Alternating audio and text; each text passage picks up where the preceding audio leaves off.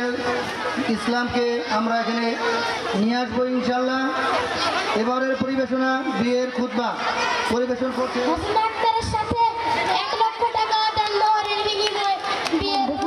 বড় ছেলে মোহাম্মদ ইমন সরকারের সাথে বিয়ের প্রস্তাব গ্রহণ করলাম।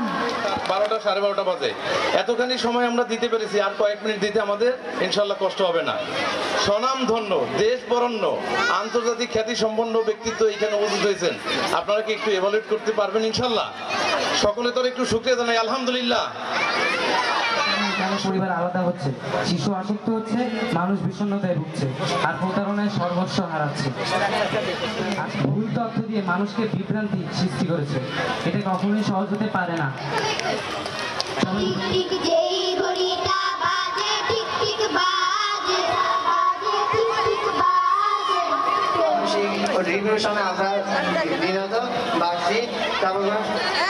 আমরা এখন এত পরিমাণ স্ক্রিনের ভিতরে একটা প্রশ্ন করলেন যে শিক্ষা আমাদেরকে উন্নত আধুনিক প্রযুক্তি আমার জীবনকে সহজ করেছে নাকি জটিল করেছে?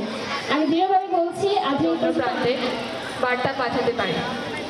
স্ট্যাটিস 2025 অনুযায়ী 6.9 আমরা অনলাইনে তথ্য আদান প্রদান করে থাকি। এই তথ্য দুটোই পাঠাচ্ছে।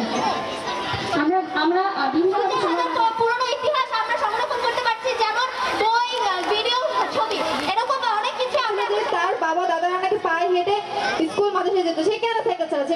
সে পায়ে হেঁটে যেতে পারে নাই।